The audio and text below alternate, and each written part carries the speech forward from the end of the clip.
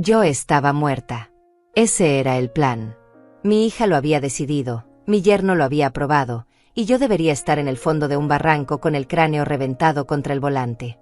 Pero estoy aquí, respirando, con el corazón todavía latiendo dentro de este pecho de 69 años que tanto trabajó para darle todo a quien ahora quería verme enterrada. Y lo peor de todo no es que hayan intentado matarme. Lo peor es que casi funciona. Lo peor es que yo confiaba tanto en ella que jamás, ni en mis peores pesadillas, imaginé que mi propia sangre pudiera querer borrarme de este mundo para quedarse con 4 paredes y una cuenta de banco.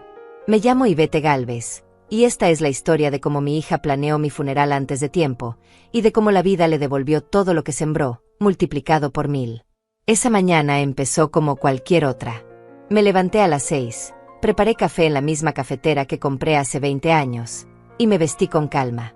Tenía una cita con el dentista a las 9, nada importante, solo una revisión de rutina.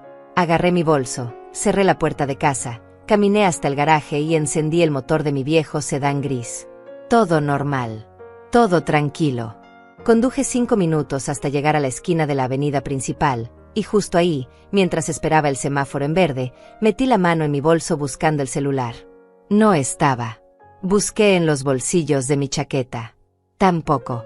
Entonces recordé, lo había dejado cargando en la mesita de la sala. Suspiré. Di la vuelta en la siguiente cuadra y regresé a casa. Apenas 10 minutos de ida y vuelta. Algo tan simple. Algo tan insignificante. Pero ese olvido me salvó la vida. Estacioné frente a la casa y caminé hacia la puerta principal. Introduje la llave despacio, sin hacer ruido, porque no quería molestar a Paula. Ella y su esposo Ignacio vivían conmigo desde hacía 2 años. Al principio fue temporal. Solo hasta que consigamos algo mejor, mamá, me dijo Paula con esa sonrisa que siempre me derretía el corazón. 2 años después, seguían ahí. No pagaban renta. Apenas ayudaban con los gastos. Pero era mi hija. Mi única hija. ¿Cómo iba a negarle un techo? Entré sin hacer ruido, cerré la puerta tras de mí con cuidado, y justo cuando iba a caminar hacia la sala, escuché voces. Venían de la cocina. La voz de Paula. La voz de Ignacio. Hablaban en voz baja, pero lo suficientemente alto como para que yo pudiera escuchar cada palabra desde el pasillo. ¿Ya está listo?, preguntó Paula. Su tono era frío. Calculador. No era la voz de mi niña. Era la voz de alguien que yo no conocía. Sí, respondió Ignacio. Corté los cables del freno esta madrugada. Cuando baje por la colina camino al centro, no va a poder frenar. Va directo al barranco. Sentí que el suelo desaparecía bajo mis pies. Mis piernas empezaron a temblar. Me apoyé contra la pared, cubriéndome la boca con la mano para no soltar un grito. No podía ser real. No podía estar escuchando eso. ¿Y si alguien sospecha?, preguntó Paula. Nadie va a sospechar nada, respondió Ignacio con una seguridad que me heló la sangre. Es un carro viejo. Todos van a pensar que fue un accidente. Una falla mecánica. Ella tiene casi 70 años. Nadie va a investigar demasiado. Paula soltó una risa baja. Una risa que jamás olvidaré. Nos vemos en el funeral de mi madre, entonces, dijo. Y después de eso, esta casa será nuestra. Podremos venderla y finalmente salir de esta porquería de vida. Cerré los ojos. Sentí náuseas. Sentí rabia. Sentí miedo. Pero sobre todo, sentí una claridad absoluta. No podía gritar. No podía confrontarlos. Si ellos sabían que yo había escuchado, podrían hacer algo peor. Algo inmediato. Tenía que salir de ahí. Tenía que actuar rápido. Me alejé de la cocina con pasos silenciosos, casi sin respirar. Abrí la puerta principal con la misma delicadeza con la que había entrado. Salí. Cerré. Caminé hacia mi carro. Mis manos temblaban tanto que apenas podía sostener las llaves. Me subí al asiento del conductor y miré el volante. Ese mismo volante que en unas horas debería estar manchado con mi sangre. Ese mismo carro que debería ser mi ataúd. Respiré hondo. No iba a llorar. No iba a derrumbarme. No todavía. Encendí el motor y conduje. Pero no fui al dentista. Fui directo a la estación de policía. Aparqué frente al edificio de ladrillos rojos y me quedé sentada unos segundos, tratando de procesar todo. Mi hija. Mi Paula. La niña que cargué en brazos. La niña a la que le enseñé a leer, a escribir, a soñar. Esa misma niña ahora quería verme muerta. No por odio. No por locura. Sino por dinero. Por una casa que yo compré con el sudor de 40 años de trabajo como costurera. Por unos ahorros que reuní centavo a centavo. Por un patrimonio que ella consideraba más valioso que mi vida. Salí del carro, entré a la estación y me acerqué al oficial de guardia. Buenos días, dije con voz firme. Necesito denunciar un intento de homicidio.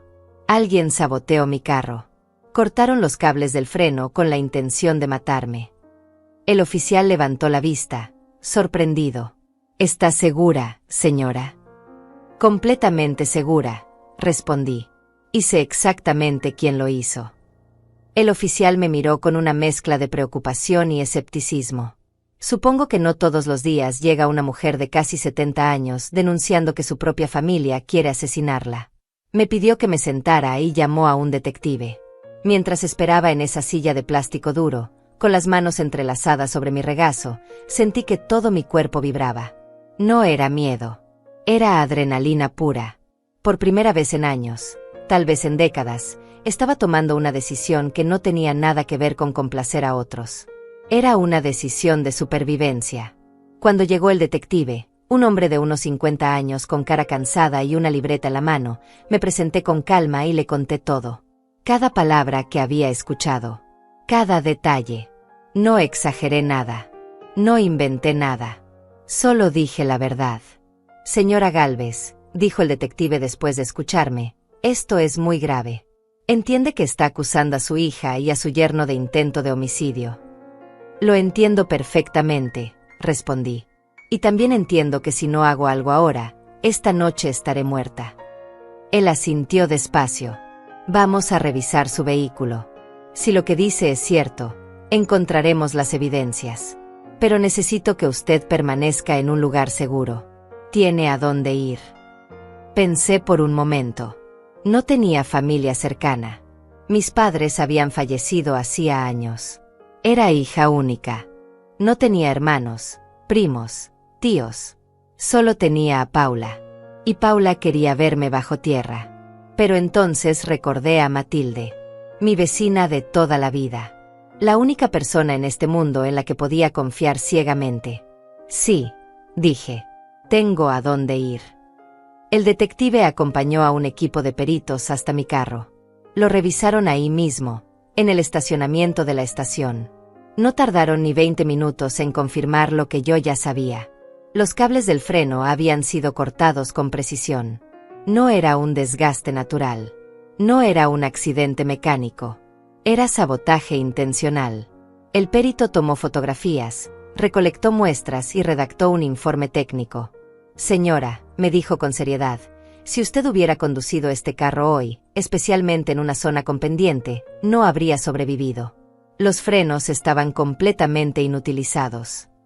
Sentí un escalofrío recorrerme la espalda. Había estado a minutos de morir. A minutos de convertirme en otra estadística. Otra anciana víctima de un trágico accidente automovilístico. El detective me llevó en su patrulla hasta la casa de Matilde. Durante el camino, me preguntó más detalles sobre mi relación con Paula y con Ignacio. Le conté todo. Como Paula había sido una niña amorosa, aplicada en la escuela, siempre responsable. Como todo empezó a cambiar cuando conoció a Ignacio hace 6 años. Él era un hombre de 38 años, 10 años mayor que ella, sin trabajo estable, con deudas acumuladas y una sonrisa que ocultaba demasiadas mentiras. Yo traté de advertirle. Traté de hacerle ver que ese hombre no era bueno para ella. Pero Paula estaba enamorada. O eso creía yo. Ahora entiendo que tal vez nunca fue amor. Tal vez fue miedo a quedarse sola. Tal vez fue ambición. Tal vez fue simplemente debilidad. Se casaron en una ceremonia pequeña. Yo pagué todo. El vestido, el salón, la comida, el fotógrafo. Gasté casi $5,000 en esa boda. Dinero que había ahorrado durante años. dinero que debería haber guardado para mi vejez. Pero era mi hija. Era su día especial. ¿Cómo iba a negarle eso? Después de la boda, Ignacio prometió que conseguiría un buen empleo, que comprarían su propia casa, que yo estaría orgullosa de él. 3 meses después, perdió el trabajo que tenía en una tienda de repuestos. Llegaron a mi puerta con maletas y caras de perro abandonado. Solo por un tiempo, mamá, me dijo Paula. Solo hasta que nos estabilicemos. Ese tiempo se convirtió en 2 años. 2 años de excusas. 2 años de promesas rotas. 2 años de verlos consumir mi paz, mi dinero, mi energía. Cuando llegamos a la casa de Matilde, ella abrió la puerta con una expresión de sorpresa. ¿Y vete? ¿Qué pasó? El detective le explicó la situación brevemente. Matilde se llevó las manos a la boca, horrorizada. Dios mío. ¿Y vete? ¿Paula hizo eso? Tú, Paula. Yo solo asentí, porque si abría la boca, iba a empezar a llorar, y no podía permitirme ese lujo todavía. Matilde me abrazó fuerte. Quédate aquí todo el tiempo que necesites, me dijo. Esta es tu casa. El detective me entregó su tarjeta. La llamaremos cuando tengamos novedades. Mientras tanto, no regrese a su domicilio. No contacte a su hija. No le dé ninguna pista de que usted sabe lo que planeaban. Entendido.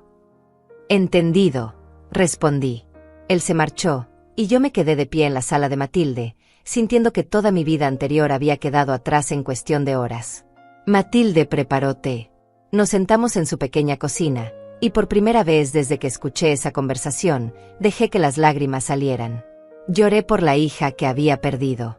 Lloré por los años que desperdicié confiando en alguien que solo me veía como un obstáculo. Lloré por la ingenuidad de haber creído que el amor de una madre siempre es correspondido.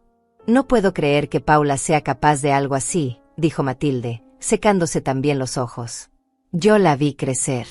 Era una niña tan dulce. Ya no es esa niña, dije con voz quebrada. Ya no sé quién es. Matilde tomó mi mano entre las suyas. Pero tú sigues siendo tú, y vete. Sigues siendo la mujer más fuerte que conozco. Y vas a salir de esto. Te lo prometo. Pasé el resto del día en casa de Matilde, tratando de procesar todo. Pensé en cada señal que había ignorado. En cada comentario extraño de Paula sobre lo grande que era la casa para mí sola. En cada sugerencia de Ignacio de que yo debería simplificar mi vida y mudarme a un asilo. En cada mirada cómplice entre ellos cuando hablaban de dinero. Todo había estado ahí. Todas las pistas. Pero yo había elegido no verlas porque quería creer que mi hija todavía me amaba. Porque necesitaba creer que no estaba sola en este mundo. Qué tonta fui. Qué ciega. Qué patética. Esa noche no pude dormir. Me quedé acostada en la cama de huéspedes de Matilde, mirando el techo, reproduciendo en mi mente cada momento de los últimos 2 años. Cada vez que Paula me había pedido dinero prestado. Cada vez que Ignacio había insistido en que le diera acceso a mi cuenta bancaria por si algo te pasa, suegra.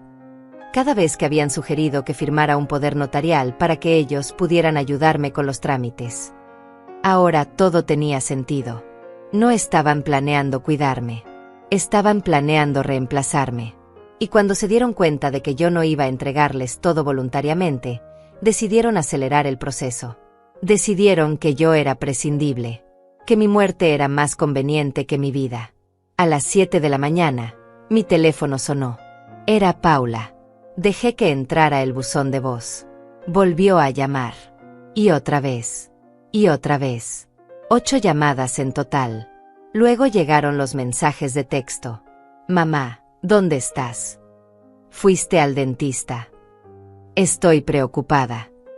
Llámame. Por favor. Cada mensaje era un cuchillo en el pecho. Porque yo sabía la verdad. Ella no estaba preocupada por mí.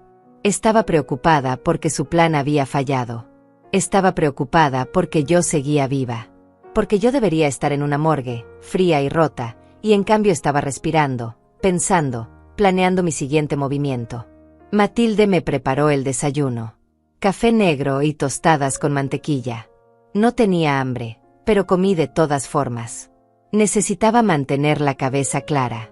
Necesitaba ser fuerte. ¿Qué vas a hacer ahora?, me preguntó Matilde. No lo sé, admití. La policía está investigando, pero no sé cuánto tiempo tomará. Y mientras tanto, ellos siguen en mi casa, durmiendo en mi cama de huéspedes, comiendo de mi refrigerador, respirando mi aire. Me temblaba la voz de pura rabia contenida. Deberías hablar con un abogado, sugirió Matilde. Deberías proteger tus bienes. Por si acaso. Ella tenía razón. Necesitaba protegerme legalmente. No solo de un posible asesinato, sino también de cualquier intento de robo o fraude. Recordé entonces a Rubén. Rubén Castillo, un abogado que había trabajado conmigo años atrás cuando compré mi casa. Un hombre serio, honesto, de esos que ya no abundan. Lo llamé desde el teléfono de Matilde. Él respondió al tercer timbre. Señora Gálvez, qué sorpresa. ¿Cómo ha estado? Necesito verlo urgentemente, dije sin rodeos. Es un asunto de vida o muerte. Hubo una pausa. ¿Está usted bien? Por ahora sí, respondí. Pero necesito su ayuda para asegurarme de que siga estando bien.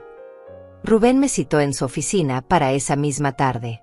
A las 3 en punto, Matilde me llevó hasta el centro de la ciudad.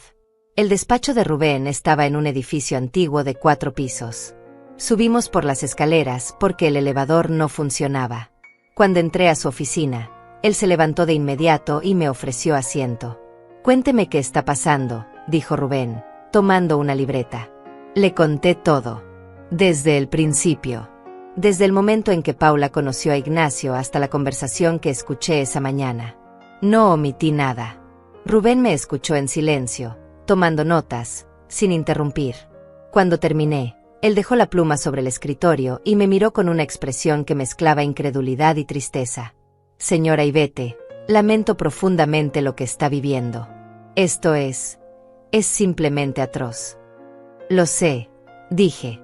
Por eso estoy aquí. Necesito proteger lo que es mío. Necesito asegurarme de que si algo me pasa, ellos no reciban ni un centavo. Rubén asintió. Entiendo. Vamos a hacer varias cosas. Primero, vamos a modificar su testamento inmediatamente.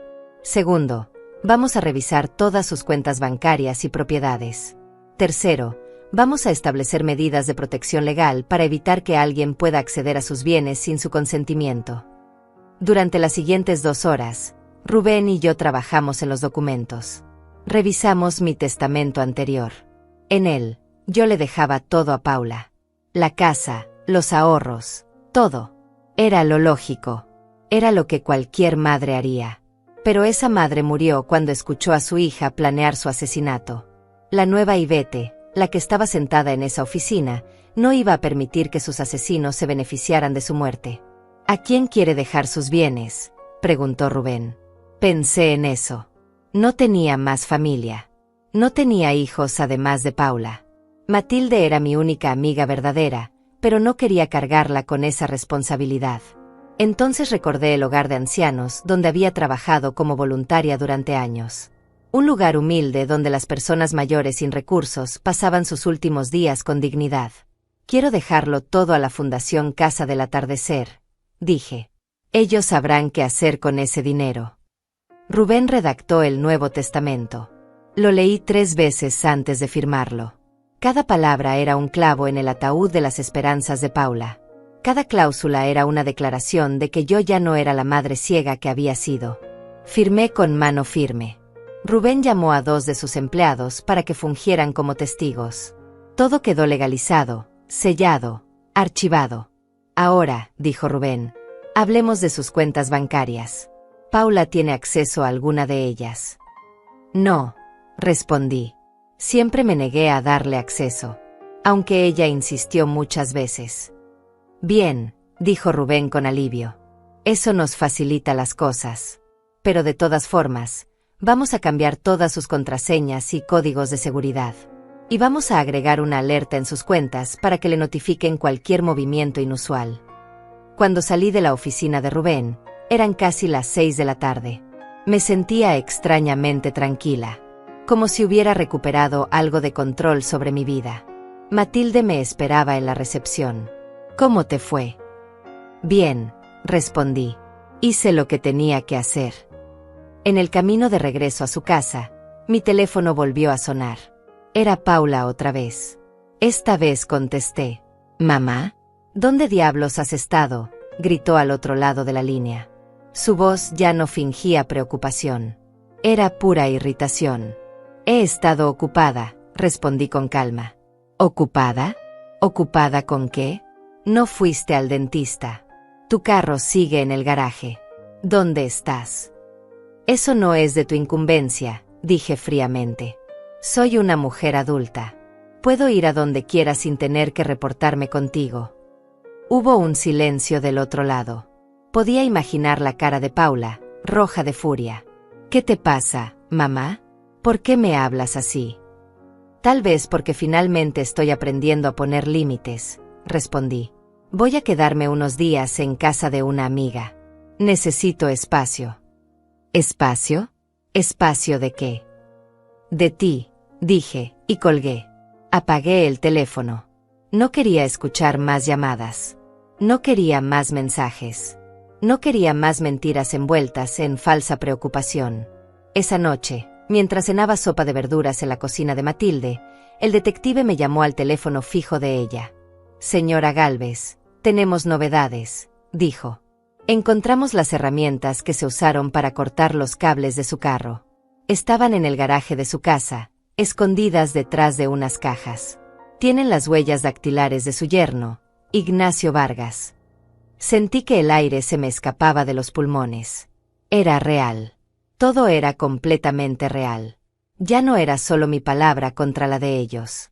Ya no era una sospecha paranoica de una anciana asustada. Había evidencia física. Había pruebas. Había huellas dactilares que conectaban a Ignacio directamente con el sabotaje de mi carro. «¿Y ahora qué sigue?», pregunté al detective con voz temblorosa. «Ahora vamos a proceder con las órdenes de arresto», respondió. «Tanto para Ignacio Vargas como para Paula Gálvez. Los cargos son conspiración para cometer homicidio e intento de asesinato. Señora Gálvez, necesito que usted esté preparada para lo que viene. Esto va a ser difícil. Va a ser doloroso. Pero es necesario». «Lo sé», dije.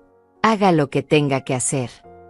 Colgué el teléfono y me quedé mirando la pared de la cocina de Matilde. Ella me puso una mano en el hombro. «¿Qué pasó?» «Van a arrestarlos», dije con voz hueca. «Esta noche o mañana temprano. Van a arrestar a mi hija». No pude dormir esa noche tampoco. Me quedé acostada imaginando cómo sería. Imaginé a la policía tocando la puerta de mi casa. Imaginé la cara de Paula cuando le dijeran de que la estaban acusando. Imaginé a Ignacio tratando de negar todo, de inventar excusas, de culpar a alguien más.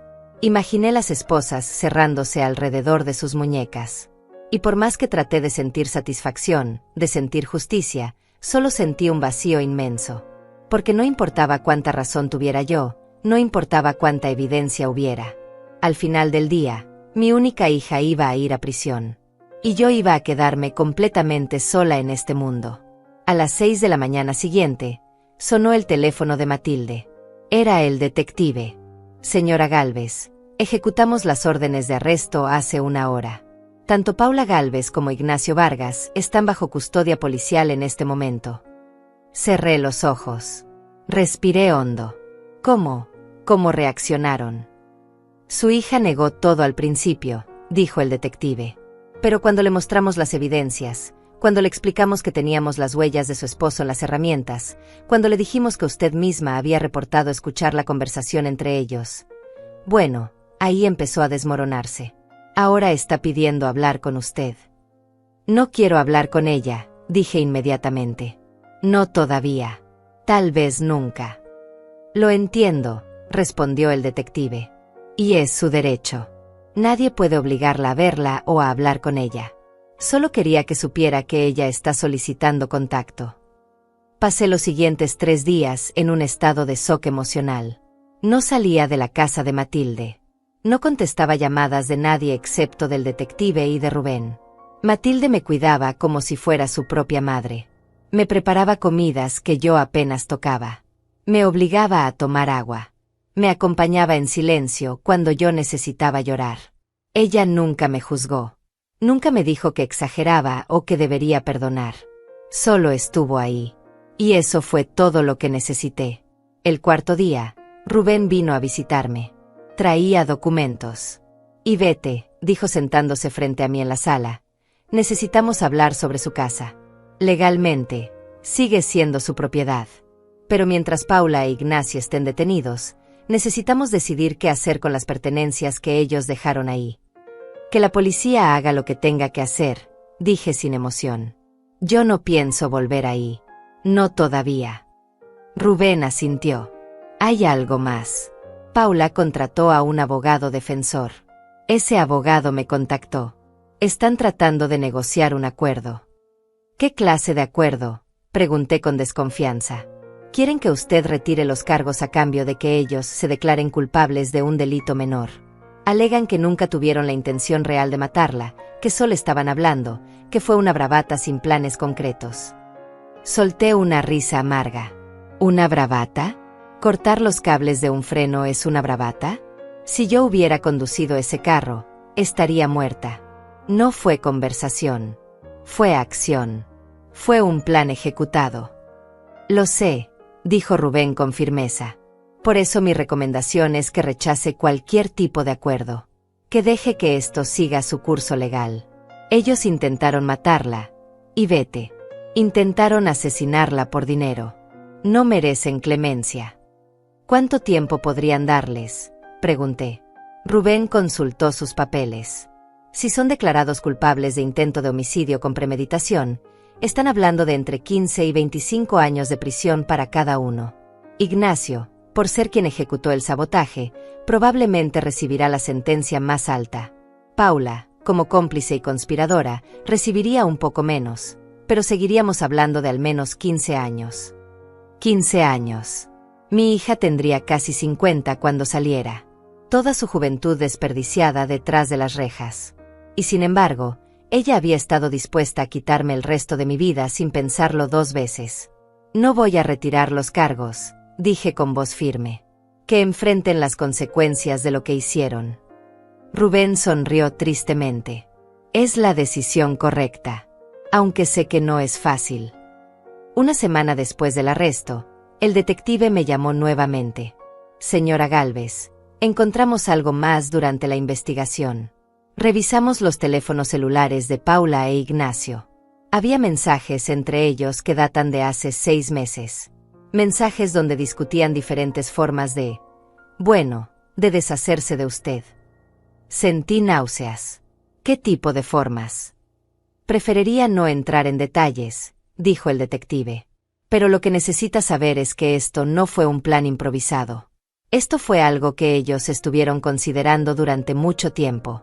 Probaron diferentes escenarios. El del carro fue el que finalmente decidieron ejecutar. 6 meses. Durante 6 meses, mientras yo les preparaba comida, mientras les lavaba su ropa, mientras les daba techo y amor, ellos estaban planeando mi muerte. ¿Puedo ver esos mensajes?, pregunté. ¿Está segura de que quiere hacerlo? Necesito hacerlo, respondí. Necesito ver con mis propios ojos hasta dónde llegó su traición. El detective accedió. Me citó en la estación de policía al día siguiente. Matilde me acompañó. En una sala fría con paredes grises, el detective me mostró las impresiones de los mensajes. Los leí uno por uno. Cada palabra era un puñal. Podríamos hacer que parezca un robo, decía un mensaje de Ignacio de hace 4 meses. Demasiado arriesgado, respondía Paula. Nos van a investigar de todas formas. ¿Qué tal si le damos algo en su comida?, sugería Ignacio 2 semanas después. No, las autopsias detectan venenos, respondía Paula. Tiene que parecer un accidente natural. Y luego, hace un mes, el mensaje que lo decidió todo, los frenos del carro. Es viejo. Nadie sospechará. Solo tenemos que esperar el momento correcto. Y Paula había respondido, hazlo. Cerré los ojos. Las lágrimas rodaban por mis mejillas sin que pudiera controlarlas. No eran lágrimas de tristeza. Eran lágrimas de rabia absoluta. De indignación. De dolor por haber sido tan tonta, tan ciega, tan patéticamente ingenua. Señora Gálvez, dijo el detective suavemente. Está bien. No, dije con voz quebrada. No estoy bien. No sé si volveré a estar bien alguna vez. Matilde me abrazó. Me dejó llorar en su hombro hasta que no me quedaron más lágrimas. Cuando finalmente me calmé, el detective me ofreció un vaso de agua. Hay una cosa más, dijo. El fiscal va a usar estos mensajes como evidencia. Van a demostrar premeditación. Van a demostrar que esto fue un plan calculado y sostenido en el tiempo. Con esta evidencia, es casi imposible que ellos eviten una condena severa. Bien, dije limpiándome las lágrimas. Que lo usen. Que se sepa la verdad completa. Salimos de la estación de policía. El sol brillaba afuera. Hacía calor. La gente caminaba por las calles como si nada hubiera pasado. Como si el mundo no acabara de derrumbarse. Matilde me llevó de regreso a su casa. En el camino, pasamos frente a mi antigua casa. Vi mi jardín descuidado. Vi las cortinas cerradas. Vi el carro de Ignacio todavía estacionado en la entrada. Y no sentí nada. Esa casa ya no era mi hogar. Tal vez nunca lo fue realmente. ¿Vas a vender la casa?, preguntó Matilde. Eventualmente, respondí. Pero primero necesito procesar todo esto. Necesito sanar. Y luego sí, voy a venderla y voy a empezar de nuevo. En otro lugar. Lejos de todos estos recuerdos. 2 semanas después del arresto, recibí una carta. Llegó a la casa de Matilde con la dirección del centro de detención del condado. Era de Paula. Matilde me la entregó con cuidado, como si fuera una bomba a punto de explotar. No tienes que leerla si no quieres, me dijo. Miré el sobre. Reconocí la letra de mi hija de inmediato. Esa misma letra que yo le había enseñado cuando tenía 5 años. Esa letra que había escrito tarjetas de cumpleaños para mí durante décadas. Esa letra que ahora me escribía desde una celda. Voy a leerla, dije. Necesito saber qué tiene que decir. Me encerré en el cuarto de huéspedes y abrí el sobre con manos temblorosas. La carta tenía 3 páginas escritas a mano. Mamá, comenzaba. No sé ni cómo empezar esta carta. No sé qué palabras podrían justificar lo que hice. No sé cómo pedirte que me perdones cuando yo misma no puedo perdonarme. Estoy aquí sentada en esta celda fría, y todo lo que puedo pensar es en lo estúpida que fui, en lo ciega que estuve. Ignacio me convenció de que era la única salida. Me dijo que tú ibas a vivir muchos años más, que para cuando murieras nosotros ya seríamos viejos también, que nunca íbamos a poder salir de nuestras deudas. Me llenó la cabeza de ideas horribles. Y yo lo escuché. Yo lo creí.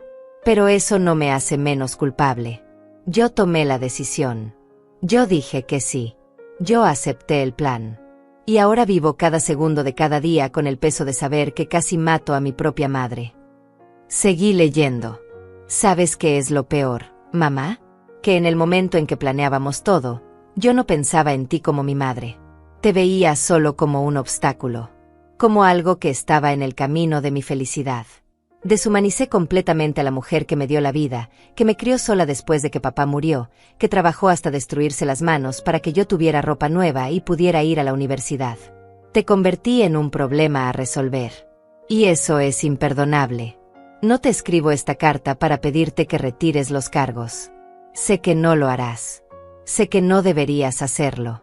Te escribo porque necesito que sepas que me arrepiento. Que si pudiera regresar el tiempo, si pudiera borrar todo esto, lo haría sin dudarlo. Pero no puedo. Y ahora tendré que vivir el resto de mi vida sabiendo que traicioné a la única persona que siempre me amó incondicionalmente. La carta terminaba así: no espero tu perdón. No lo merezco. Solo espero que algún día puedas recordarme no solo como la hija que intentó matarte, sino también como la niña que alguna vez te abrazaba antes de dormir. Como la adolescente que lloraba en tu regazo cuando le rompían el corazón. Como la joven que te llamaba mamá con amor verdadero. Esa Paula también existió. Y aunque ya no existe más, aunque yo la maté junto con todo lo bueno que había en mí, espero que a veces puedas recordarla. Te amo, mamá. Siempre te amé. Y odio saber que mi amor nunca fue suficiente para detenerte de hacer lo imperdonable. Paula. Dejé caer la carta sobre la cama. Me quedé mirando el techo. No lloré.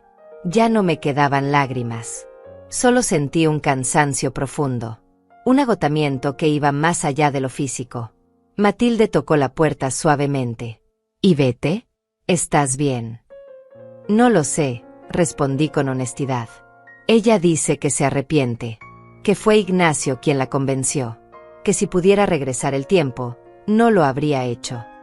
Matilde entró y se sentó a mi lado. ¿Y tú le crees? No sé qué creer, admití.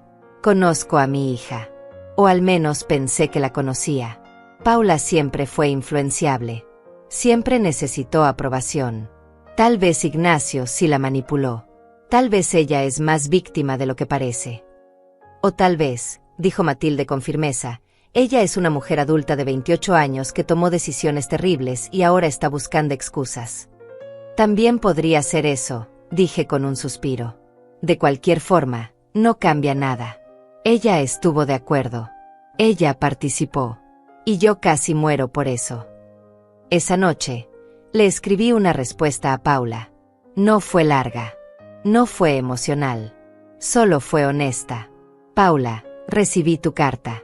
Entiendo que te arrepientes. Entiendo que tal vez Ignacio te influenció. Pero eso no cambia el hecho de que tú elegiste. Tuviste 1000 oportunidades de decir que no. De detenerlo. De advertirme. Y no lo hiciste. Cortó los cables de mi carro y tú lo celebraste. Hablaron de mi funeral como si fuera una fiesta próxima. Y ahora quieres que te recuerde como la niña dulce que alguna vez fuiste. Pero esa niña creció. Y se convirtió en alguien que yo no reconozco. No sé si algún día podré perdonarte.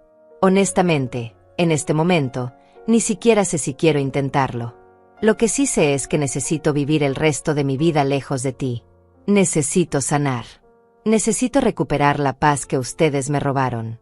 Cuídate, Paula. Y ojalá encuentres en la prisión lo que nunca encontraste afuera, dignidad.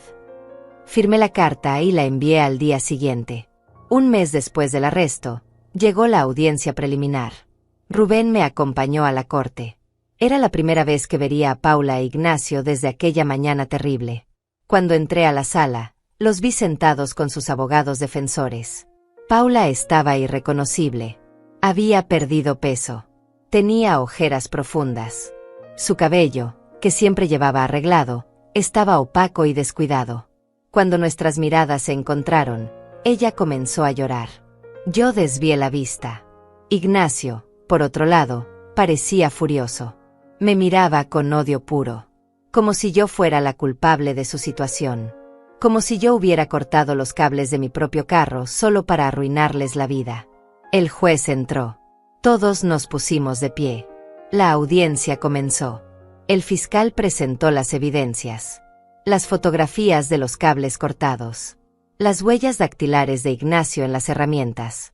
Los mensajes de texto entre ellos planificando todo durante meses. Mi testimonio escrito sobre la conversación que escuché.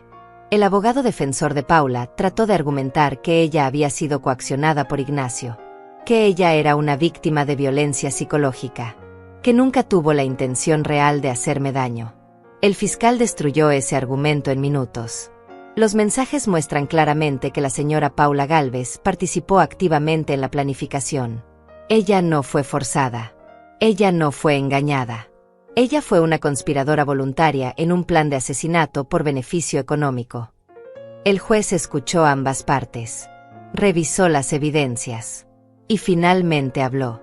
Señora Paula Gálvez y señor Ignacio Vargas, dijo con voz severa, la evidencia presentada en esta audiencia es contundente. Hay pruebas materiales, testimoniales y documentales que indican que ustedes planificaron y ejecutaron un intento de homicidio contra la señora Ivette Gálvez. Basándome en esta evidencia, determino que hay causa probable para proceder a juicio. Ambos permanecerán bajo custodia hasta la fecha del juicio, que se fijará en 60 días. No se otorgará fianza dada la gravedad de los cargos y el riesgo potencial que representan para la víctima. Paula sollozó audiblemente. Ignacio golpeó la mesa con el puño. «Esto es ridículo», gritó. Ella está exagerando todo.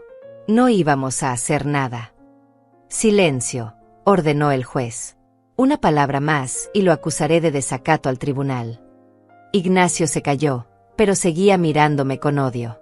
Cuando salimos de la sala, Paula trató de acercarse a mí. «Mamá, por favor», gritó mientras los guardias la sujetaban. «Por favor, mamá, háblame. Solo un minuto». Yo seguí caminando. No volteé. No respondí. Rubén me guió hacia la salida. «Lo hiciste muy bien», me dijo. «Sé que fue difícil». «Fue horrible», admití. «Pero ya pasó». Afuera del juzgado, había un pequeño grupo de periodistas. Alguien había filtrado la historia. «Señora Gálvez, ¿cómo se siente sabiendo que su propia hija intentó matarla? ¿Va a perdonarla alguna vez? ¿Qué mensaje tiene para otras madres en situaciones similares?» Rubén me protegió de las cámaras y los micrófonos. «Sin comentarios», dijo firmemente. Nos subimos a su auto y nos fuimos de ahí. De regreso en casa de Matilde, me serví un vaso de agua y me senté en la sala. Estaba exhausta, emocional y físicamente agotada. «¿Quieres hablar?», preguntó Matilde. «No», dije. «Solo quiero sentarme aquí en silencio y procesar todo». Ella asintió y se fue a la cocina. Me quedé ahí, mirando por la ventana, pensando en todo lo que había perdido. Había perdido a mi hija. Había perdido mi hogar. Había perdido mi sensación de seguridad. Había perdido mi capacidad de confiar. Pero también había ganado algo. Había ganado mi vida. Había ganado mi dignidad. Había ganado el conocimiento de que soy más fuerte de lo que pensaba. Y eso, en medio de toda esta oscuridad, era algo. Los siguientes 2 meses fueron una mezcla extraña de monotonía y ansiedad. Pasaba mis días en casa de Matilde, tratando de establecer algún tipo de rutina. Me levantaba temprano, preparaba café, caminaba por el vecindario. Intentaba mantenerme ocupada para no pensar. Pero era imposible. Cada noche, cuando cerraba los ojos, veía la cara de Paula llorando en la sala del tribunal. Escuchaba su voz diciendo: «Nos vemos en el funeral de mi madre». Y me preguntaba cómo había llegado a este punto. Como una niña que solía dibujarme tarjetas de cumpleaños con crayones, se había convertido en alguien capaz de planear mi muerte durante 6 meses sin pestañear. Rubén me mantuvo informada de cada desarrollo legal. El fiscal estaba construyendo un caso sólido. Tenían las evidencias físicas. Tenían los mensajes. Tenían mi testimonio. Tenían incluso declaraciones de algunos vecinos que habían visto a Ignacio trabajando en mi carro aquella madrugada. «Es un caso hermético», me dijo Rubén una tarde mientras revisábamos documentos en su oficina. «No hay forma de que salgan absueltos. La única pregunta es cuántos años van a recibir». «¿Y cuál es tu estimación?», pregunté. «Para Ignacio, entre 20 y 25 años. Para Paula, entre 15 y 20. Dependerá de qué tan convincente sea su defensa sobre haber sido manipulada». 20 años. Mi hija tendría casi 50 cuando saliera. Toda una vida desperdiciada. Una semana antes del juicio, recibí otra carta de Paula. Esta vez, no la abrí inmediatamente. La dejé sobre la mesita de noche durante 2 días, mirándola cada vez que pasaba, preguntándome si realmente quería saber qué decía. Finalmente, una noche en la que no podía dormir, la abrí. Era más corta que la anterior. «Mamá, sé que no quieres saber de mí. Sé que no merezco ni siquiera que leas esto. Pero necesito decirte algo importante. Ignacio me está culpando de todo. Su abogado está construyendo una defensa donde él dice que yo fui quien planeó todo, que yo lo manipulé a él, que yo lo obligué a cortar los cables. Dice que él solo seguía órdenes mías porque tenía miedo de mí. Es mentira, mamá. Tú sabes que es mentira. Yo fui débil, fui cómplice, fui horrible. Pero no fui la mente maestra. Fue él quien tuvo la idea. Fue él quien insistió durante meses. Yo solo acepté porque estaba desesperada y enamorada y estúpida». La carta continuaba. «Mi abogado dice que si tú testificas a mi favor, si dices que Ignacio siempre fue controlador conmigo, que tú lo viste manipularme, podría reducir mi sentencia. No te lo pido para salvarme. Te lo pido porque es la verdad. Tú viste cómo cambié después de conocerlo. Viste cómo dejé de visitarte tanto. Viste cómo me alejé de todo lo que alguna vez fue importante para mí. No te estoy pidiendo que me perdones. Solo te estoy pidiendo que digas la verdad sobre quién es realmente Ignacio. Por favor, mamá. Es lo último que te voy a pedir en la vida. Dejé caer la carta y me reí con amargura. Incluso ahora, incluso desde la cárcel, Paula seguía tratando de manipularme. Seguía buscando que yo la salvara. Que yo limpiara su desastre. Como siempre había hecho. Le mostré la carta a Rubén al día siguiente. Él la leyó con expresión seria. ¿Qué piensas?, me preguntó. Pienso que es típico de Paula culpar a alguien más por sus decisiones, respondí. Pero también pienso que tal vez tiene algo de razón. Ignacio sí era controlador. Yo lo vi. Vi cómo Paula cambió después de estar con él. Eso es cierto, dijo Rubén. Pero la pregunta es, ¿quieres ayudarla? Después de todo lo que hizo. No sé, admití. Parte de mí quiere verla sufrir las consecuencias completas de sus actos. Pero otra parte de mí, la parte que todavía es su madre, no puede evitar querer protegerla. Aunque sea un poco. Rubén suspiró. Es tu decisión, y vete. Si decides testificar sobre el carácter de Ignacio, podría ayudar a Paula. Pero también podría hacer que el juicio sea más largo y doloroso para ti. Pasé 3 días pensando en eso. 3 días debatiendo conmigo misma. 3 días recordando a la Paula de antes. A la niña que me abrazaba. A la adolescente que me contaba sus secretos. A la joven que me llamaba cada semana solo para preguntarme cómo estaba. Esa Paula había existido. Y esa Paula merecía algo. No merecía ser salvada completamente. Pero merecía que yo dijera la verdad.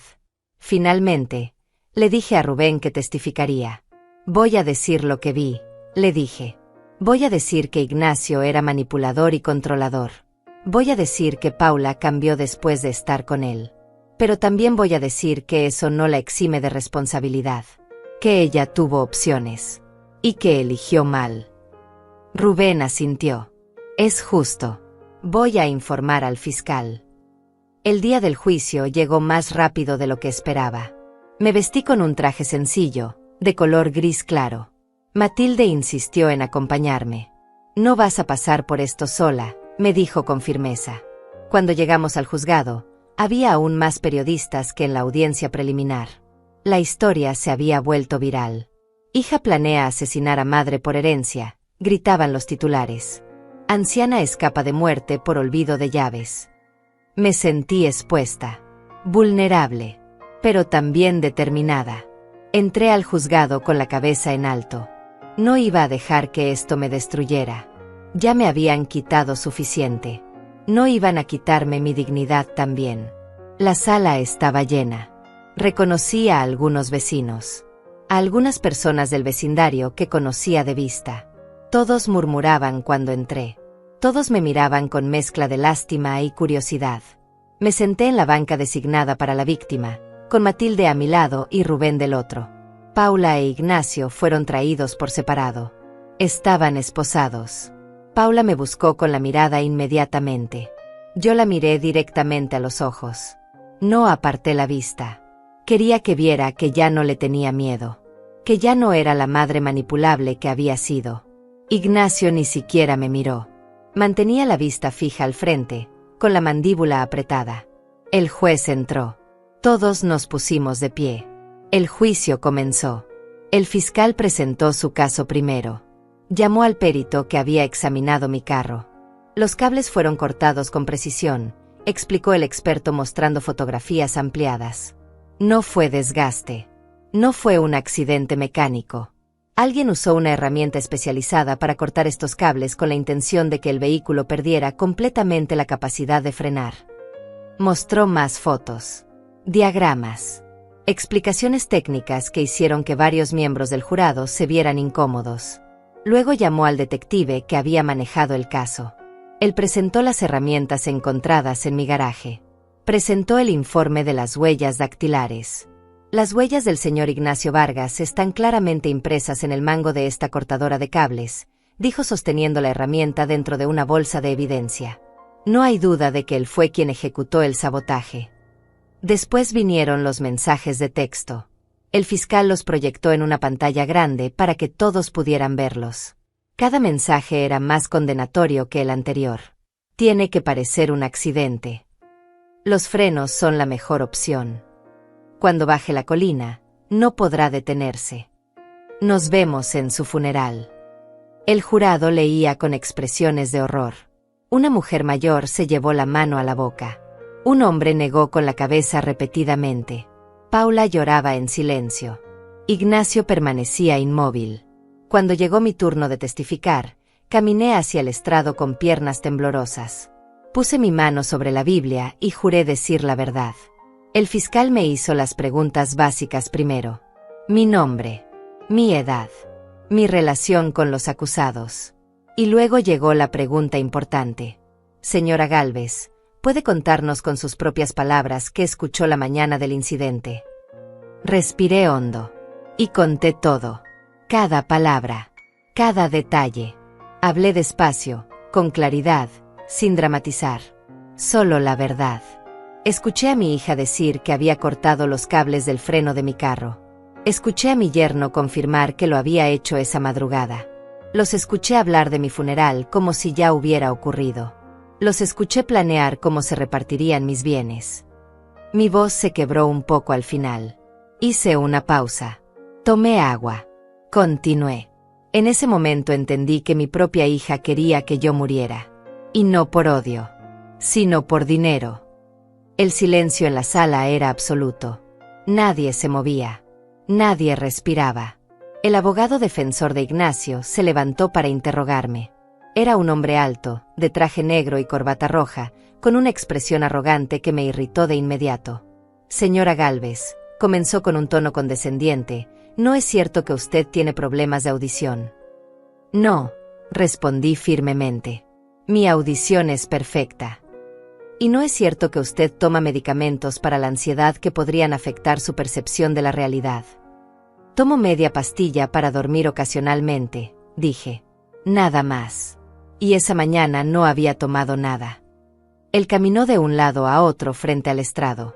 ¿No es posible que usted malinterpretara lo que escuchó? Que tal vez estaban hablando de una película, de un programa de televisión, de cualquier otra cosa. No, dije con calma. Mencionaron mi nombre. Hablaron específicamente de mi carro, de mi funeral, de mi casa. No había ninguna ambigüedad. El abogado cambió de táctica. Señora Gálvez, ¿no es cierto que usted y su hija habían tenido conflictos recientes sobre dinero? No, respondí. Nunca tuvimos conflictos sobre dinero porque yo siempre le di todo lo que me pidió. ¿Y no se sentía usted resentida por eso? Por tener que mantener a su hija adulta y a su esposo. No sentía resentimiento, dije. Sentía preocupación. Pero nunca les negué nada. El abogado sonrió como si hubiera encontrado algo. Preocupación. Interesante. ¿No es cierto que usted les había dicho que estaba pensando en cambiar su testamento? Jamás dije eso, respondí. Hasta el día que escuché su plan, mi testamento les dejaba todo a ellos. El abogado pareció frustrado. Sin más preguntas, dijo bruscamente y se sentó. El fiscal me pidió que permaneciera en el estrado. Señora Gálvez, ¿usted ama a su hija? La pregunta me tomó por sorpresa. Sí, dije con voz temblorosa. La amo. Aunque ella intentó matarme, aunque me traicionó de la peor manera posible, sigue siendo mi hija. Y no puedo simplemente dejar de amarla. ¿Y por qué está aquí entonces?, preguntó el fiscal. ¿Por qué testificar contra ella si la ama? Porque el amor no puede estar por encima de la justicia, respondí. Porque si no hago esto, estaría diciéndole que está bien intentar asesinar a alguien siempre y cuando seas familia. Estaría diciéndole que puede hacer lo que quiera sin consecuencias. Y eso no es amor. Eso es complicidad. El fiscal asintió. Gracias, señora Gálvez. Puede retirarse. Bajé del estrado con las piernas temblando. Cuando pasé junto a Paula, ella susurró: lo siento, mamá. No respondí. Volví a mi asiento junto a Matilde. Ella tomó mi mano y la apretó. Lo hiciste perfecto, me susurró. Pero yo no me sentía perfecta. Me sentía rota, destruida, como si acabara de firmar la sentencia de muerte de mi propia hija. Luego fue el turno de la defensa. El abogado de Paula llamó a testigos que hablaron de su buen carácter. Una antigua compañera de trabajo que dijo que Paula siempre fue amable y responsable. Un vecino que la recordaba como una joven educada. Pero el fiscal destruyó cada testimonio con las mismas preguntas. ¿Sabía usted que la señorita Gálvez estuvo planeando el asesinato de su madre durante 6 meses? ¿Sabía usted que ella participó activamente en decidir cómo matarla? La respuesta siempre era la misma: no. No sabían. Porque Paula les había mostrado una cara diferente. La cara que quería que vieran. El abogado de Paula trató de argumentar que Ignacio la había manipulado. Que ella había sido víctima de abuso psicológico. Que había actuado bajo coacción. Presentó estudios sobre mujeres en relaciones abusivas. Sobre cómo el control puede nublar el juicio. Y entonces me llamaron nuevamente al estrado. Esta vez fue el abogado de Paula quien me interrogó. Señora Gálvez, dijo con voz suave, ¿usted notó algún cambio en su hija después de que comenzó su relación con Ignacio Vargas? Pensé cuidadosamente antes de responder. Había prometido decir la verdad. Y la verdad era complicada. Sí, admití. Paula cambió después de conocer a Ignacio. Se volvió más distante, más reservada. Dejó de visitarme con tanta frecuencia. Dejó de llamarme todos los días como solía hacer. ¿Y notó usted algún comportamiento controlador por parte del señor Vargas? Sí, dije. Ignacio controlaba con quien hablaba Paula. Decidía a dónde iban. Manejaba todo el dinero. Paula tenía que pedirle permiso para cosas básicas. El abogado asintió. ¿Diría usted que su hija estaba bajo la influencia de este hombre? Estaba influenciada, sí, dije. Pero eso no la hace menos responsable de sus decisiones. El abogado pareció sorprendido por mi respuesta. Pero señora Gálvez, si ella estaba siendo manipulada. Ser manipulada no es lo mismo que ser forzada, lo interrumpí. Paula tuvo opciones. Pudo haberme advertido. Pudo haber ido a la policía. Pudo haberse alejado de Ignacio. En cambio, eligió quedarse. Eligió participar. Eligió enviar esos mensajes planeando mi muerte. Nadie le puso un arma en la cabeza. Ella decidió por su cuenta. El silencio en la sala era ensordecedor. El abogado no tenía más preguntas. Bajé del estrado y esta vez, cuando pasé junto a Paula, ella no susurró nada. Solo lloraba con la cabeza baja. Ignacio, por otro lado, me miraba con odio puro. Como si todo esto fuera mi culpa. Como si yo fuera la villana de esta historia. Los alegatos finales duraron todo el día siguiente. El fiscal argumentó que esto había sido un plan calculado, premeditado, ejecutado con frialdad por 2 personas que valoraban el dinero más que la vida humana. Ellos no vieron a una madre. No vieron a una mujer que había trabajado toda su vida. No vieron a un ser humano. Vieron dólares. Vieron una casa que podían vender. Vieron una cuenta bancaria que podían vaciar. Y decidieron que la forma más rápida de obtener eso era matarla. El abogado de Ignacio argumentó que mi testimonio no era confiable, que no había pruebas de que realmente escuché lo que dije escuchar, que todo era circunstancial. Pero las evidencias físicas lo contradecían. Los cables cortados. Las huellas digitales. Los mensajes. Todo apuntaba a la culpabilidad. El abogado de Paula hizo un último intento por generar compasión. Paula Gálvez es una mujer que cometió un error terrible bajo la influencia de un hombre abusivo. Merece castigo, sí, pero también merece consideración por las circunstancias. El jurado se retiró a deliberar. Pasaron 6 horas. 6 horas eternas en las que esperé en una sala privada con Matilde y Rubén. Matilde me trajo café que no pude tomar. Rubén revisaba documentos que no necesitaba revisar. Yo solo miraba el reloj en la pared, preguntándome qué estarían diciendo, qué estarían decidiendo, si creerían en la manipulación o en la responsabilidad personal. Finalmente, a las 7 de la tarde, Nos llamaron de vuelta a la sala. El jurado había llegado a un veredicto. Todos tomamos nuestros lugares. Paula estaba pálida como un fantasma. Ignacio apretaba la mandíbula tan fuerte que podía ver las venas de su cuello. El juez pidió al presidente del jurado que se pusiera de pie. ¿Han llegado a un veredicto? Sí, su señoría, respondió el hombre. En el caso del pueblo contra Ignacio Vargas, en el cargo de intento de asesinato en primer grado, ¿cómo encuentra al acusado? Culpable. Paula soltó un grito ahogado. Ignacio golpeó la mesa.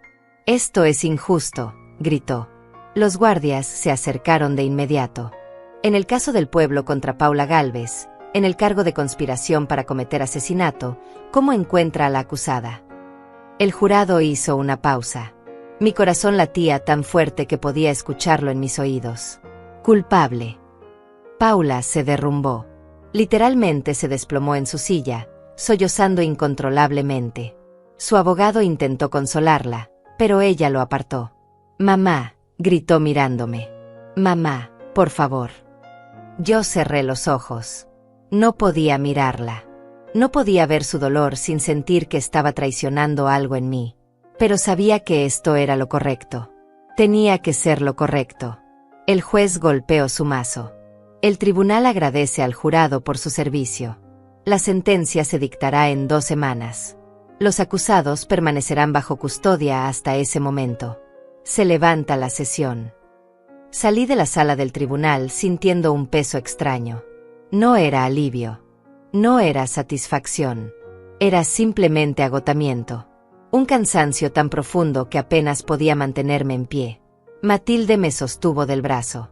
Vámonos a casa, dijo suavemente. Afuera, los periodistas nos esperaban. Señora Gálvez, ¿cómo se siente con el veredicto? ¿Qué mensaje tiene para su hija? ¿La perdonará alguna vez? Rubén los apartó. Sin comentarios. Respeten la privacidad de mi cliente. Nos abrimos paso entre las cámaras y los micrófonos hasta llegar al auto de Matilde. Cuando finalmente estuvimos dentro, con las puertas cerradas y el mundo afuera bloqueado, dejé salir el aire que había estado conteniendo. Se acabó, dije. Finalmente se acabó. Todavía falta la sentencia, me recordó Rubén. Lo sé, dije. Pero lo peor ya pasó. Ya testifiqué. Ya enfrenté a Paula. Ya dije la verdad. El resto es solo formalidad. Matilde condujo en silencio. Yo miraba por la ventana, viendo las calles de la ciudad pasar borrosas. Pensaba en Paula llorando en esa sala. Pensaba en todos los años que pasaría en prisión. Pensaba en cómo su vida, que pudo haber sido hermosa, se había convertido en esto. Y me preguntaba si en algún momento durante esos 6 meses de planificación, había pensado en mí como su madre. Si alguna vez había dudado. Si alguna vez había sentido aunque fuera un segundo de culpa o de amor que la hiciera detenerse. Probablemente no. Probablemente me había borrado completamente de su corazón mucho antes de que Ignacio cortara esos cables. Y eso, más que cualquier otra cosa, era lo que más dolía. Las 2 semanas entre el veredicto y la sentencia fueron las más extrañas de mi vida. Por un lado, sentía un alivio inmenso. La verdad había salido a la luz. La justicia había prevalecido. Paula e Ignacio habían sido declarados culpables. Pero por otro lado, sentía un vacío terrible. Una soledad que nunca antes había experimentado. Porque ahora era oficial. Ya no tenía familia. Ya no tenía a nadie. Solo tenía a Matilde, que aunque era una amiga maravillosa, no era sangre. No era la niña que había llevado en mi vientre. No era la hija que había criado con tanto amor.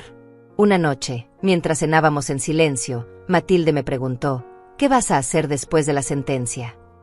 No lo sé, admití. Supongo que voy a vender la casa. Buscar un lugar nuevo. Empezar de cero. Podrías quedarte aquí conmigo todo el tiempo que necesites, ofreció ella. Lo sé, dije tomando su mano. Y te lo agradezco más de lo que puedes imaginar. Pero necesito mi propio espacio. Necesito reconstruir mi vida en mis propios términos. Esa semana, Rubén me ayudó a poner mi casa en venta. Contraté a una empresa de limpieza para sacar todas las pertenencias de Paula e Ignacio. No quise estar presente cuando lo hicieron. No quería ver sus cosas. No quería recordar los años que pasaron ahí. Cuando la empresa terminó, fui a la casa por primera vez en casi 3 meses. Entré despacio, como si fuera una extraña visitando una propiedad ajena. Las habitaciones estaban vacías, limpias, pero llenas de fantasmas. En cada rincón veía recuerdos. Paula de niña corriendo por el pasillo. Paula adolescente estudiando en la mesa del comedor. Paula adulta presentándome a Ignacio por primera vez en esa misma sala. Todos esos recuerdos ahora estaban manchados, contaminados por lo que vino después. Caminé por cada habitación, despidiéndome silenciosamente. Despidiéndome de la vida que había tenido. De la mujer que había sido. De la madre que ya no sería nunca más. En la cocina, me detuve. Ese era el lugar donde había escuchado la conversación que cambió todo. Me paré exactamente donde había estado aquella mañana. Cerré los ojos y volví a escuchar las voces. Corté los cables del freno. Nos vemos en el funeral de mi madre. Abrí los ojos. No iba a dejar que este lugar me persiguiera. No iba a dejar que estos recuerdos me destruyeran. Saqué mi teléfono y llamé a la agencia de bienes raíces. Quiero que vendan esta casa lo más rápido posible, dije con firmeza. No me importa el precio. Solo quiero que desaparezca de mi vida. El agente me aseguró que harían su mejor esfuerzo. Colgué, salí de la casa y cerré la puerta por última vez. No volví a mirar atrás. Literalmente. Caminé hacia el auto de Matilde que me esperaba en la calle, sin voltear ni una sola vez. El día de la sentencia llegó con un cielo gris y amenazante. Parecía que iba a llover en cualquier momento. Me vestí con ropa oscura, sobria, apropiada para lo que sentía como un funeral. Porque en cierta forma lo era. Era el funeral de cualquier esperanza que quedara de tener una relación con mi hija. Matilde y Rubén me acompañaron al juzgado. Esta vez había menos periodistas. La novedad de la historia ya había pasado. Entramos directamente a la sala. Paula e Ignacio ya estaban ahí. Paula se veía peor que en el juicio. Había perdido aún más peso. Tenía el cabello completamente descuidado. Sus ojos estaban rojos e hinchados de tanto llorar. Cuando me vio entrar, intentó sonreír. Una sonrisa triste, desesperada, llena de súplica silenciosa. Yo no respondí. Simplemente tomé mi asiento y esperé. El juez entró puntualmente a las 9 de la mañana. Todos nos pusimos de pie. Buenos días, dijo con voz seria. Estamos aquí para la sentencia de los señores Ignacio Vargas y Paula Gálvez, declarados culpables de intento de asesinato y conspiración para cometer asesinato respectivamente. Antes de dictar sentencia, daré oportunidad a los acusados de dirigirse a la corte si así lo desean. El abogado de Ignacio se levantó. Mi cliente desea hacer una declaración, su señoría. Ignacio se puso de pie. Me miró directamente. No había arrepentimiento en sus ojos. Solo resentimiento. Yo no hice nada malo, comenzó con voz firme. Solo estaba tratando de ayudar a mi esposa a conseguir lo que le correspondía. Esa casa debería ser de Paula. Ese dinero debería ser de Paula. Ella es su única hija. Es natural que quiera asegurar su futuro. No podía creer lo que estaba escuchando. Ni siquiera en este momento, frente al juez, con la sentencia por dictarse, Ignacio admitía culpa. Continuó, si alguien es víctima aquí, es Paula. Ella pasó años cuidando a su madre, viviendo con ella, soportando sus exigencias. Y cuando finalmente quisimos algo a cambio, cuando finalmente pedimos lo que nos correspondía, ella nos acusó de intento de asesinato. Es ridículo. Es venganza de una anciana amargada que no soporta ver a su hija feliz. El juez levantó la mano. Suficiente, señor Vargas. Puede sentarse.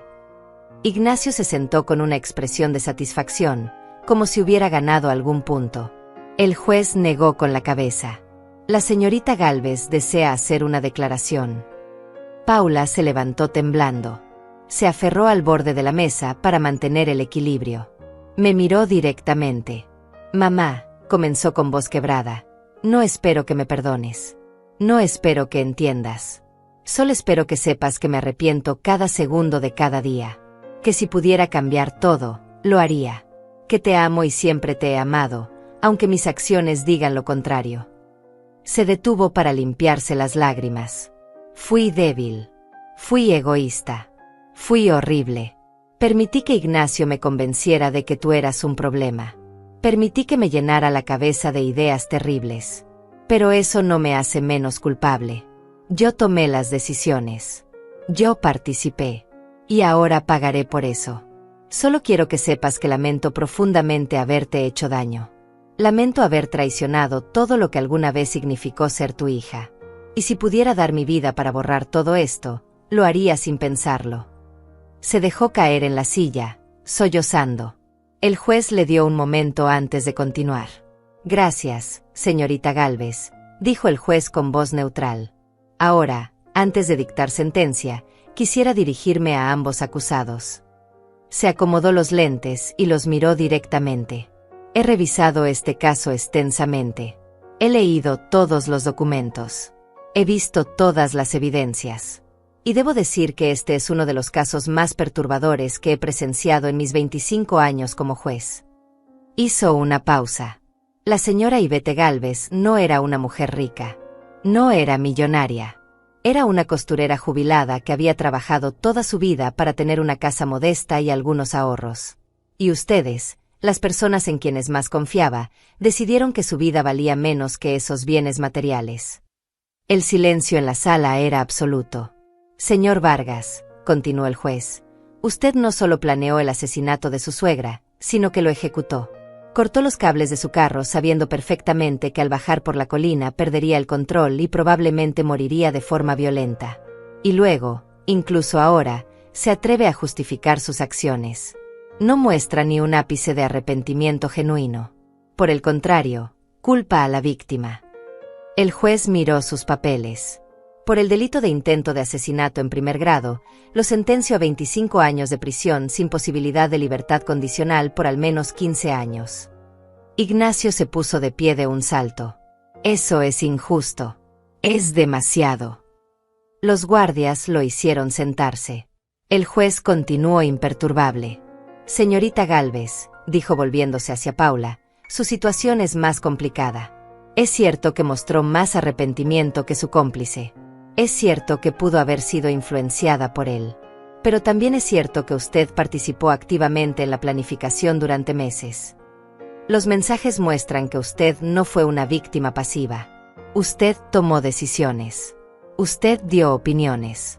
Usted celebró cuando el plan estaba listo. Y aunque entiendo que el amor puede nublar el juicio, no puedo ignorar que usted estuvo dispuesta a asesinar a su propia madre por dinero. Paula lloraba sin control. Por el delito de conspiración para cometer asesinato, la sentenció a 18 años de prisión con posibilidad de libertad condicional después de 12 años, siempre y cuando demuestre rehabilitación genuina y remordimiento continuo. Paula se desplomó sobre la mesa. Su abogado la sostuvo. Además, agregó el juez, ambos acusados quedan permanentemente inhabilitados para recibir cualquier herencia o beneficio de la señora Ivette Gálvez, tanto ahora como en el futuro. Esta disposición quedará registrada legalmente y no puede ser revocada. El juez golpeó su mazo. Se levanta la sesión. Los guardias se acercaron para llevarse a Paula e Ignacio. Ignacio caminó con la cabeza alta, todavía desafiante. Paula apenas podía caminar. Tuvo que ser prácticamente cargada. Cuando pasó junto a mí, me miró una última vez. «Te amo, mamá», dijo con voz apenas audible. Yo cerré los ojos. No respondí. No podía. Si abría la boca, iba a romperme completamente. Y no podía permitirme eso. No aquí. No ahora. Salí de la sala del tribunal con Matilde y Rubén a cada lado. Afuera había empezado a llover. Una lluvia suave pero constante. ¿Estás bien?, preguntó Matilde. No, dije honestamente. Pero voy a estarlo. Eventualmente. Rubén abrió un paraguas sobre nosotras. Hiciste lo correcto. Y vete. Nunca lo dudes. Lo sé, dije. Y lo sabía. Pero saber que hiciste lo correcto no hace que duela menos. Esa noche, De regreso en casa de Matilde, me senté en el sofá con una taza de té caliente entre mis manos.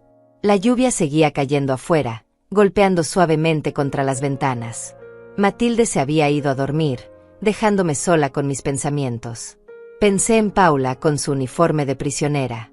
Pensé en los próximos 12 años que pasaría encerrada. Pensé en todo lo que se perdió. Todo lo que pudo haber sido diferente si ella hubiera elegido diferente. Si hubiera valorado a su madre más que el dinero. Si hubiera tenido el coraje de alejarse de Ignacio cuando todavía había tiempo. Pero no lo hizo. Y ahora ambas pagaríamos el precio. Ella con su libertad. Yo con mi soledad. 3 meses después de la sentencia, vendí la casa. Se vendió rápido, a una pareja joven con 2 niños pequeños. Me dieron $52,000. No era una fortuna, pero era suficiente para empezar de nuevo. Usé parte del dinero para comprar un apartamento pequeño en el otro lado de la ciudad. Un lugar sin recuerdos. Sin fantasmas. Solo paredes blancas esperando a ser llenadas con una nueva vida. El día que me mudé, Matilde me ayudó a desempacar las pocas cosas que había decidido conservar.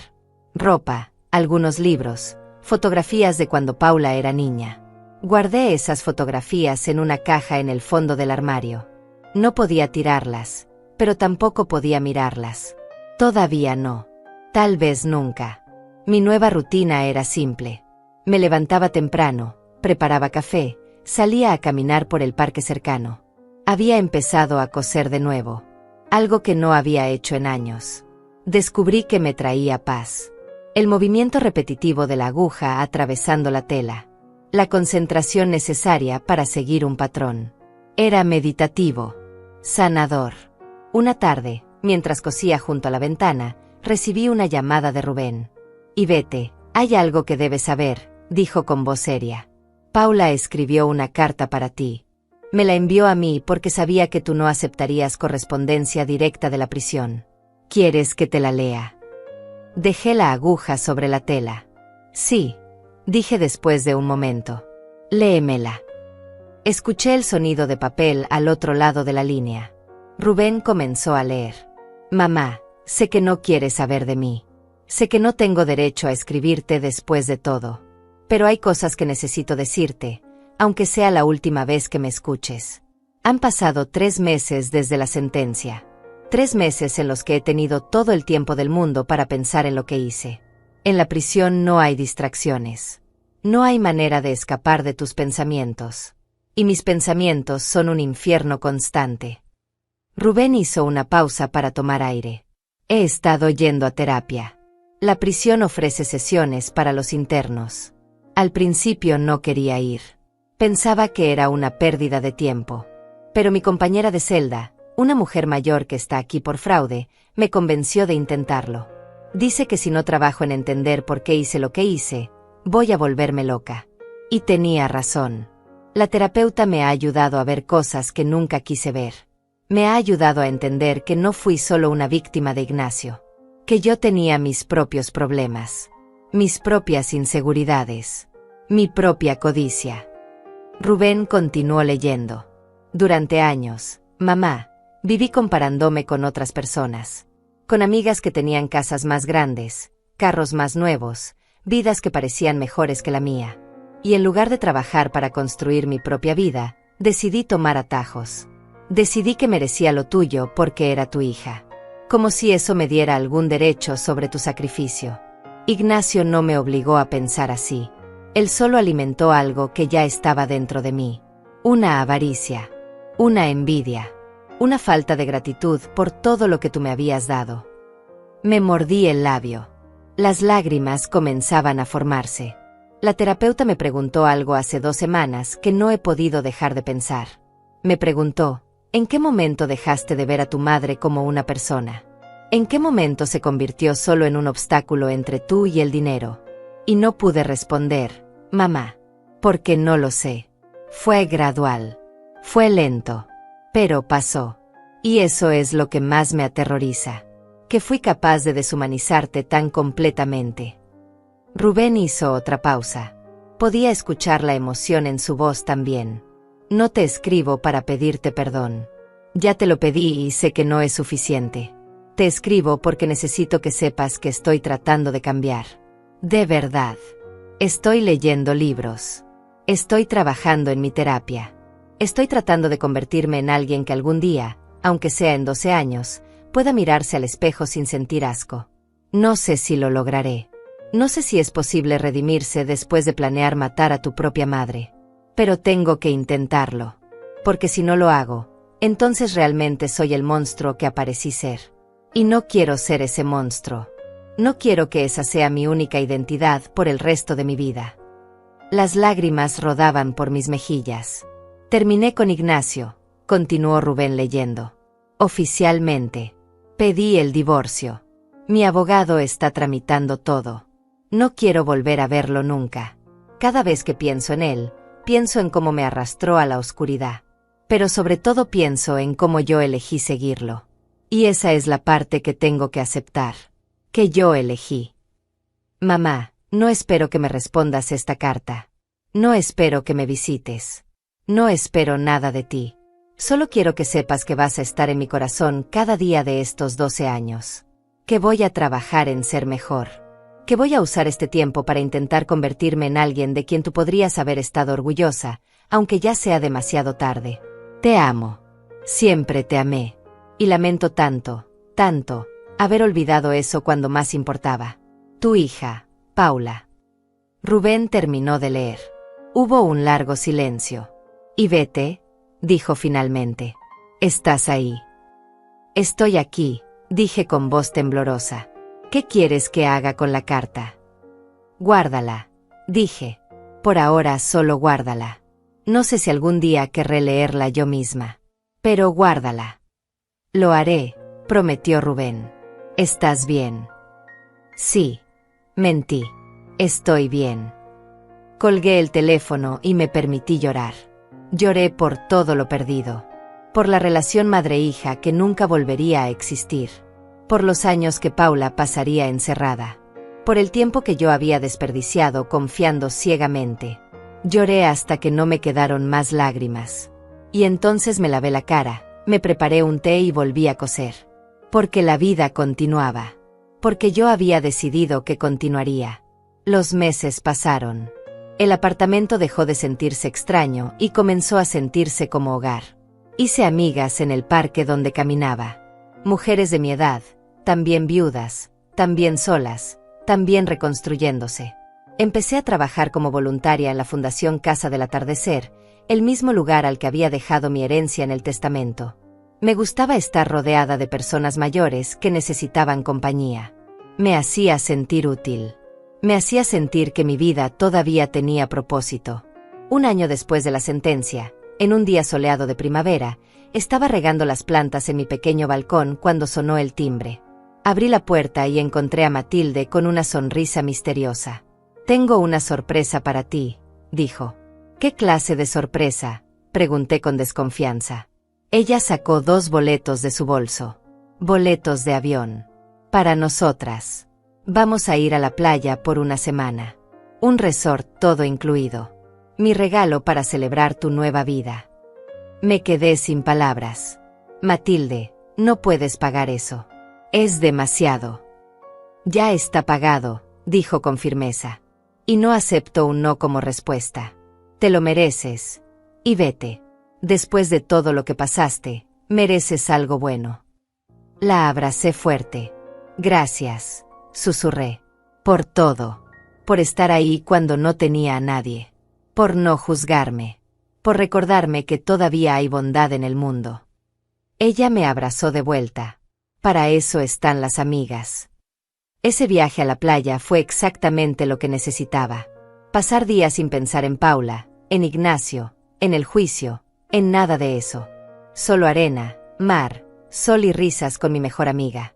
Una noche, mientras caminábamos por la orilla al atardecer, Matilde me preguntó, ¿eres feliz, Ivete? Pensé en eso. Realmente lo pensé. No sé si soy feliz, dije honestamente. Pero estoy en paz. Y creo que eso es más importante. La felicidad va y viene. Pero la paz es algo que tienes que construir desde adentro. Y creo que finalmente lo estoy logrando. Ella sonrió. Me alegra escuchar eso. Hay días difíciles todavía, admití. Días en los que pienso en Paula y me pregunto cómo está. Si está bien. Si realmente está cambiando o si solo fueron palabras vacías en una carta. Pero después recuerdo que eso ya no es mi responsabilidad. Que mi trabajo como madre terminó el día que ella decidió matarme. Y que ahora mi único trabajo es cuidarme a mí misma. 2 años después de la sentencia, recibí otra carta de Paula a través de Rubén.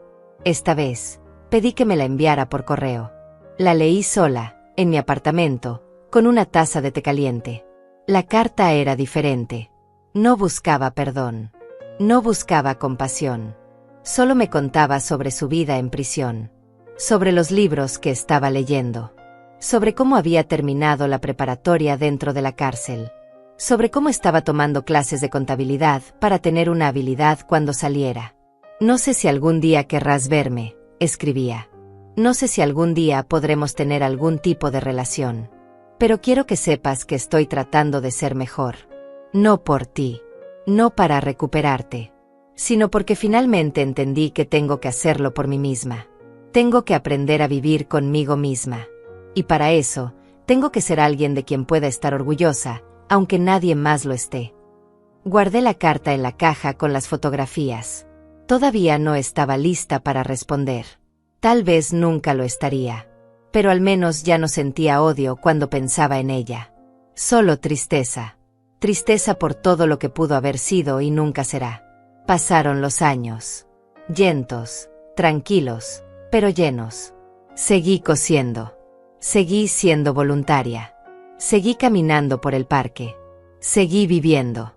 Y un día, casi 5 años después de aquella mañana terrible en la que escuché a mi hija planear mi muerte, me di cuenta de que había pasado un día completo sin pensar en eso. Un día entero enfocada en el presente. En mi vida actual. En la mujer que me había convertido. Y eso se sintió como una victoria. Pequeña, pero real. Ahora tengo 74 años. Paula tiene 33 y todavía está en prisión. Le quedan 7 años más antes de ser elegible para libertad condicional.